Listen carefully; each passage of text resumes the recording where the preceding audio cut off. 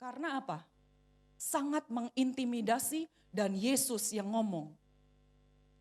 Haruslah kamu sempurna sama seperti Bapamu adalah sempurna. Dan kita sering akhirnya ngeles, ya namanya saya masih manusia. Tapi ayat ini katakan, haruslah kamu sempurna seperti Bapamu sempurna. Artinya kita gak setuju dengan perkataan Yesus. Kalau kita ngomongnya begitu, ya namanya juga saya masih manusia. Saya masih makan nasi, ya saya masih di daging. Yesus sendiri yang katakan haruslah kamu sempurna seperti Bapamu sempurna. Artinya tidak ada satupun yang dapat masuk sorga, dapat masuk kerajaan Allah kalau tidak sempurna. Artinya tidak ada satu orang pun yang dapat masuk kerajaan Allah kalau tidak diselamatkan. Artinya kita hanya selamat kalau diselamatkan dan ditebus. Enggak ada jalan lain. No way out. Itu yang Yesus sedang ajarkan. Kamu mau buat baik, mau kudus sampai kakinya melayang-layang di udara. Kalau kamu enggak percaya sama penebusan Kristus, no way out.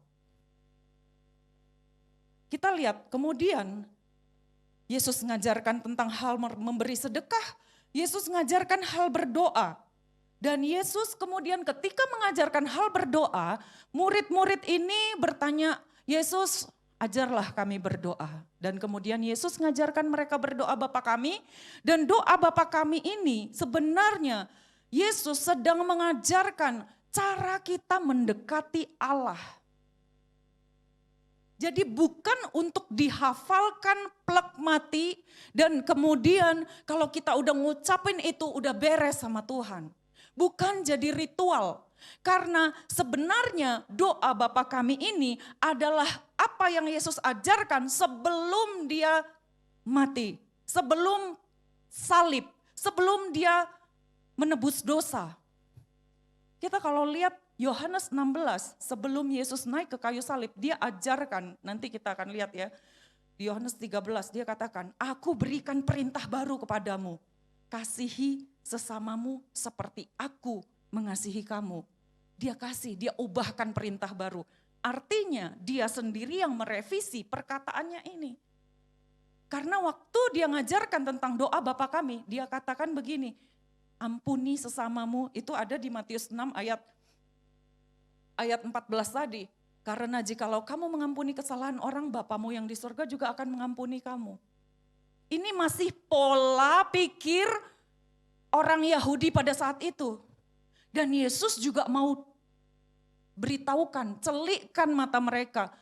Ketika kamu berpikir kamu diampuni, padahal kamu enggak mengampuni sesamamu, mustahil. Artinya gini, otomatis mereka pasti berpikir begini, kalau gitu siapa yang bisa diampuni? Tidak seorang pun bisa diampuni, karena tidak mungkin semua orang yang menyakiti kita, kita sudah ampuni. Enggak mungkin. Jadi Yesus mau perhadapkan sama seperti Matius 5, Yesus mau perhadapkan kepada mereka bahwa mereka butuh juru selamat. Itu konteksnya. Jadi jangan terintimidasi karena hal ini, karena ini adalah pengajaran Yesus untuk orang-orang Yahudi yang pada saat itu hidup di dalam hukum Taurat. Dan Yesus sendiri pun masih berjalan di dalam hukum yang sedang berlaku itu untuk menggenapi hukum Taurat, menggantikan kita gitu loh.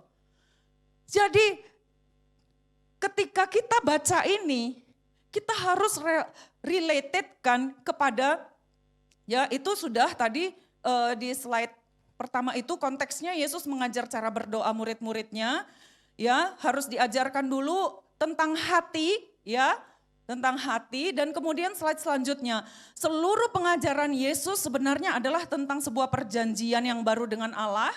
Namun karena terjadinya sebelum penyaliban, dia harus mengacu kepada hukum Taurat. Semua pengajaran Yesus harus mengacu kepada hukum Taurat. Kenapa? Karena belum penyaliban. Di samping itu, Yesus sendiri adalah penggenapan hukum Taurat. Artinya sebelum penyaliban, Yesus harus menggenapi hukum Taurat. Ayat nomor 6, perkataan Yesus ini sesuai dengan hukum Taurat bahwa Allah mengampuni kalau kita mengampuni. Tetapi maksud Yesus melalui pernyataan ini adalah suatu pertanyaan baru yang akan muncul. Kalau begitu siapa yang bisa diampuni Allah? Karena tidak seorang pun tahu bahwa dia sudah mengampuni orang yang pernah melukai dia. Slide selanjutnya, ya, jawabannya adalah harga mutlak. Tidak seorang pun bisa diampuni dengan jalan melakukan hukum Taurat karena hanya melalui karya penebusan Kristus di kayu salib, anugerah Allah melalui Mesias dan dengan pertolongan Roh Kudus. Dua hal itu, kita bisa menerima pengampunan dan kita sanggup mengampuni semua orang yang pernah menyakiti kita hanya dengan satu cara. Terima Yesus sebagai juru selamat, terima Roh Kudus. Roh Kudus yang akan memampukan kita mengampuni. Roh Kudus yang akan memampukan kita melakukan menjadi sempurna seperti Allah. Roh Kudus yang akan memampukan kita punya hati yang miskin di hadapan Allah. Punya hati yang lemah lembut, yang murah hati. Hanya Roh Kudus yang sanggup. Itu sebabnya pengajaran Yesus akan sering bertentangan dibandingkan dengan pengajaran Rasul Paulus. Tapi di Kolose 3 ayat 13, Rasul Paulus juga bilang, sama seperti Tuhan telah mengampuni kamu, perbuatlah juga demikian. Ya, jadi Yesus bandingkan, slide selanjutnya, poin ke-10, bandingkan dengan pengajaran Yesus sebelum penyaliban, seperti saya bilang tadi. Yesus memang di awal pengajarannya, dia harus bukakan dulu mata orang Yahudi dan ahli Taurat. Itu sebabnya di Matius 5 dan Matius 6 sering kita bingung. Karena sebenarnya Yesus sedang membukakan cara berpikir, membukakan selubung-selubung di mata mereka tentang apa yang selama ini mereka pahami tentang hukum Taurat. Tetapi di Yohanes 13 ayat 34 kalau kita bandingkan, Yesus seakan-akan mengubah pengajarannya. Dia bilang gini, aku, artinya Yesus memberikan perintah baru kepada kamu, yaitu supaya kamu saling mengasihi. Sama seperti aku mengasihi kamu, demikian juga kamu harus mengasihi. Jadi bukan lagi kamu mengasihi seperti perjanjian lama katakan, seperti hukum Taurat katakan, kasihilah sesamamu seperti dirimu sendiri. Jadi Yesus bilang ada perintah baru, karena dia akan naik ke kayu salib. Dia sudah cukup mengajar orang Yahudi, ahli Taurat, murid-murid, orang-orang Farisi. Dia sudah cukup selama 3,5 tahun menggiring pemahaman mereka, cara berpikir mereka tentang keselamatan, tentang Roh Kudus yang akan Allah berikan, yang Allah janjikan, yang memampukan mereka untuk sempurna. Yesus sudah mengajarkannya berulang-ulang sampai akhirnya di Yohanes 13 sebelum dia disalib, dia katakan aku berikan perintah yang baru. Karena mulai besok, ini Yohanes 13 tentang Yesus membasuh kaki murid-murid ya, kita harus tahu. Dan setelah dia basuh kaki murid-murid dia ke Getsemani ya. Dia di Getsemani, dia berdoa dan kemudian paginya dia ditangkap dan dia disalibkan. Ini salah satu pesan Yesus terakhir sebelum dia naik ke kayu salib. Artinya dia mau bilang mulai besok ada perjanjian yang baru. Mulai besok ada perintah yang baru. Bukan perintah yang lama lagi, kasihi sesamamu seperti dirimu sendiri. Karena kamu sendiri pun gak bisa mengasihi dirimu sendiri. Tapi perintah yang baru, kasihi sesamamu seperti aku sudah mengasihi kamu. Artinya gini, Yesus mau bilang gini, kamu bisa mengasihi sesamamu. Kenapa? Karena Roh Kudus akan memampukan kamu. Ketika kamu percaya, terima penebusan, berdamai dengan Allah, Roh Kudus tinggal di dalam kamu, kamu bisa sempurna sama seperti Bapamu di sorga sempurna. Kamu bisa mengasihi seperti sesamamu seperti aku mengasihi kamu. Ya, jadi kesimpulannya prinsip orang yang hidup di dalam perjanjian baru Allah mengampuni lebih dulu sehingga memampukan kita untuk mengampuni. Jadi kita harus ngerti konteksnya. Terus kita jangan jadikan ayat itu untuk ngancem-ngancem sesama kita atau mengintimidasi diri kita sendiri. Kita harus lihat lagi, terus melihat kepada firman, diterangi oleh firman bahwa ternyata di Yohanes 13 Yesus kasih perintah yang baru. Kita mengampuni karena Allah lebih dulu mengampuni kita. Bukan kita mengampuni supaya Allah mengampuni kita. Karena Allah tahu kita gak akan mampu mengampuni. Tetapi Yesus katakan, besok aku naik ke kayu salib, kamu akan lihat kasihku yang begitu besar dan kasih Allah yang begitu besar. Dengan modal itu kamu akan bisa mengampuni sesamamu. Itu maksud Yesus, kamu butuh juru selamat, kamu butuh Mesias. Amin saudara. Kemudian slide selanjutnya kita kepada pertanyaan kedua, apakah pengajaran Alkitab tentang kesembuhan artinya kita tidak bisa mati? Orang Kristen tidak bisa mati? Next slide. Yang pertama, penyakit bisa mempersingkat hidup manusia, sedangkan Tuhan punya tujuan untuk setiap orang dan tujuan itu tidak bisa digenapi kalau orang itu mati. Dan salah satu penyebab kematian yang paling tinggi adalah penyakit. Jadi gini, kenapa Tuhan mengajarkan kepada kita pengajaran tentang kesembuhan? Ada mungkin gereja bisa dikatakan ada doktrin tentang kesembuhan. Kenapa ini harus ada? Apakah tujuannya supaya kita nggak boleh mati orang Kristen? Dan apakah orang Kristen yang mati artinya dia melakukan kesalahan, dosa? Atau apakah orang yang mati muda pasti karena dosa atau sesuatu kesalahan? Atau apakah kita nggak boleh mati seperti itu? Jadi salah satu tujuan kesembuhan ilahi terjadi yang ayat poin 2, supaya setiap orang tidak mati sebelum menggenapi tujuannya di dalam dunia ini. Jadi yang Yesus berikan kuasa kesembuhan supaya kita menyelesaikan tugas kita. Dan iblis tidak bisa ikut campur dalam penyelesaian tugas itu. Karena iblis selalu mau menggagalkan tugas itu, kenapa? Karena dia tahu tugas itu selalu baik. Selalu menyelamatkan orang, selalu membawa hal-hal yang baik bagi dunia ini. Dia selalu mau gagalkan. Dengan cara apa? Kasih sakit penyakit.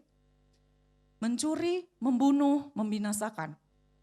Supaya stop hidupnya dan dia gak bisa lagi genapi panggilan Allah. Dan rencana Allah gagal. Tetapi poin yang ketiga kita lihat, kematian yang dimaksud adalah roh yang berpisah dari tubuh dan menetap dengan Allah. Ya, jadi yang dimaksud kematian di sini adalah perpisahan antara tubuh dengan roh. Tapi roh kita gak akan mati, roh kita itu tetap karena roh Allah dan kita menetap dengan Allah. Ya, jadi kematian orang Kristen adalah berpisah dari tubuh, roh berpisah dari tubuh tapi menetap dengan Allah. Tapi kalau kematian buat orang yang tidak percaya, berpisah dari tubuh rohnya tapi tidak bersama dengan Allah. Gitu ya. Dan ayat yang keempat, pada kasus tertentu seseorang bisa mencapai tujuannya walaupun kematiannya dipercepat. Jadi artinya gini, bukan berarti setiap orang yang mati muda atau setiap orang yang mengalami sesuatu tragedi yang menyebabkan dia mati pada saat dia masih muda, itu bukan kehendak Allah, bukan begitu. Karena contohnya adalah rasul-rasul. Slide selanjutnya, yang paling jelas kenapa saya bisa katakan rasul-rasul, rasul-rasul semuanya dianiaya ketika mereka mati. Dan Rasul Paulus katakan, kita buka di 2 Timotius 4 ayat ke-6 ya. Mengenai diriku, darahku sudah mulai dicurahkan sebagai persembahan dan saat kematianku sudah dekat. Paulus tahu kapan dia akan mati. Aku telah mengakhiri pertandingan dengan baik, aku telah mencapai garis akhir dan aku telah memelihara iman. Paulus katakan, sekalipun iblis sedang merencanakan kematianku dan aku akan mati dan aku tahu, aku sebenarnya tidak mati pada waktunya. Karena Mazmur 91 katakan, dengan panjang umur akan kukenyangkan dia dan akan kuperlihatkan keselamatan yang daripadaku. Tapi Paulus katakan, aku sudah selesai dengan panggilanku. Aku telah mencapai garis akhir. Jadi sekalipun aku mati muda, aku beres, selesai. Karena tujuan kita tetap hidup di dunia ini, selesaikan panggilan. Petrus, di 2 Petrus pasal 1 ayat 14. Petrus juga katakan seperti ini. Sebab aku tahu bahwa aku akan segera menanggalkan kemah tubuhku ini sebagaimana yang telah diberitahukan kepadaku oleh Kristus, Yesus Kristus Tuhan kita. Maksudnya roh Allah bicara sama dia, roh Kristus bicara sama dia, sebentar lagi dia akan mati. Tetapi aku akan berusaha supaya juga setelah kepergianku itu kamu selalu mengingat semuanya itu. Jadi dia gini, semua yang aku ajarkan sudah aku sampaikan dan aku mau bilang kalaupun sebentar lagi aku akan mati, ingat semua pengajaranku. Itu yang Petrus katakan, karena tugasku udah selesai. Yang aku sampaikan itu semua yang harus aku sampaikan dan sudah aku sampaikan, dan ingatlah akan semuanya itu sekalipun aku harus mati sebentar lagi. Saudara, satu hal ya, saya sering ajarkan seperti ini. Kita punya preparation time. Kadang kita gak sabar. Kadang kita berontak. Sama seperti Petrus dan Paulus juga dan murid-murid yang lain. Mereka punya preparation time. Kadang kita bingung. Ngapain? Kenapa harus begitu? Sekarang teknologi udah canggih, kita kan bisa instan. Instan beritakan Injil, instan jadi penginjil, instan jadi pembicara, instan jadi orang terkenal. Satu hal yang Tuhan gak mau. Dia gak mau ketika kita mati, pelayanan kita ikut mati sama kita. Itu Tuhan gak mau. Makanya kita di-prepare dengan benar akurat sama Roh Kudus. Seperti Rasul Paulus, Rasul Petrus, mereka jalan dituntun Roh Kudus sampai mereka tahu kapan mereka mati. Dan mereka selesaikan tugas mereka. Sempurna, finish, dan mereka tahu, kalaupun aku mati, tolong ingat semua yang aku ajarkan supaya pelayananku gak mati.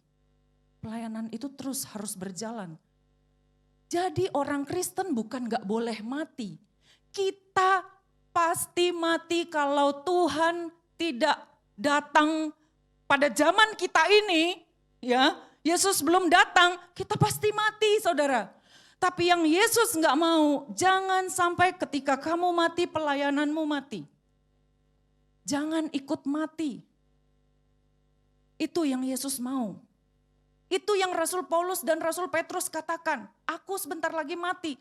Tapi ingatlah, Rasul Paulus katakan, aku sebentar lagi mati, tapi aku udah selesai. Karena itu kamu lanjutkan garis akhir ini. Buatku ini garis akhir, tapi buat kamu enggak, mulai lagi. Itu yang Tuhan maksud dengan pengajaran tentang kesembuhan.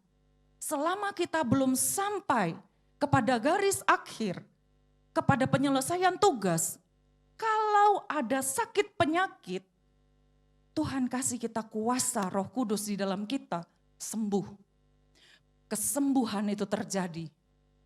Tetapi ketika kita berjalan di dalam Roh Kudus, dituntun oleh Roh Kudus dengan benar-benar melekat sama Roh Kudus, kita tahu kapan kita mati. Dan kita tahu kita udah selesai.